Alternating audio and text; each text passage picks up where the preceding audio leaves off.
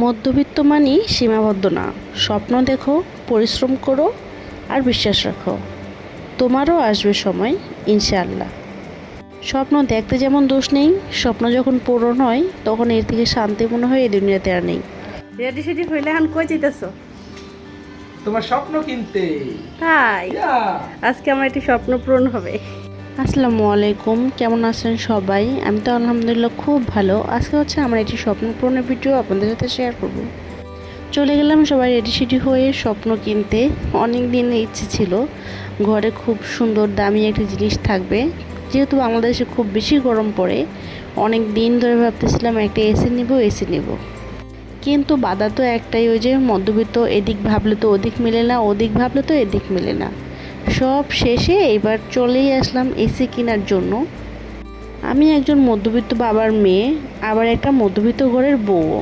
শ্বশুরবাড়িতে এসে একটাই স্বপ্ন দেখছিলাম, নিজের মতো করে একটা সাজানো সংসার করব। কেউ আমায় জোর করেনি, তবুও মন চেয়েছিল টিভি, ফ্রিজ, এসি, আলমারি, খাট সব কিছু আমি নিজে কিনবো, নিজের পছন্দে। আলহামদুলিল্লাহ, আজ আমি যেটা চেয়েছি আল্লাহ রিজিক দিয়েছেন। হোক ধীরে ধীরে, কিন্তু আজ আমার ঘরে কিচ্ছুর অভাব নেই। এক বুক খুশি নিয়ে স্বপ্নের জিনিসটা কিনেই চলে আসলাম বাড়ির উদ্দেশ্যে। ওয়াজিফা বাবাকে বলছিলাম তুমি কিছু ফুটেজ নিয়ে এসো, আমরা একটু আগেই চলে আসছিলাম। ওয়াজিফা বাবা আমাদের স্বপ্নের জিনিসটা নিয়ে আস্তে আস্তে পরে আসছিল। চলে তো আসলো অবশেষে সেই আমার ঘরে।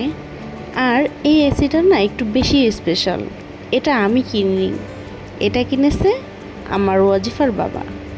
কারণ ওর চোখে শুধু আমাকে নয়, আমাদের মেয়েটাকেও দেখতে পায়। ওর মেয়েটা ঘেমে যায়, গরমের ভেতরে গরমে অস্থির হয়ে যায়। তাই ও ঠিক করছিল আর না, আমার মেয়ের ঘরে থাকবে ঠান্ডা বাতাস, থাকবে শান্তি।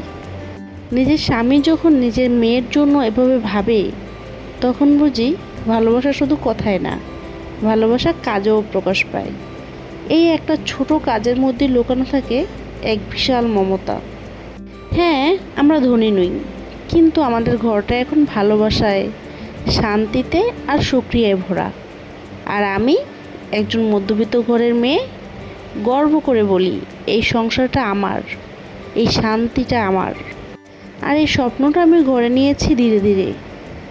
ধন্যবাদ সে আমাকে যে কখনো হাল ছাড়েনি, ধন্যবাদ তাকে যে আমাকে স্বপ্ন দেখিয়েছে, আর হাজারো শুকরিয়া আমার রবকে, যেটি সব কিছু সময় মতো আমাকে দিয়ে দিয়েছে। অল্পতে তৃপ্তি, ছোট ছোট ভালোবাসায় শান্তি, এটাই তো সত্যিকারের সুখ।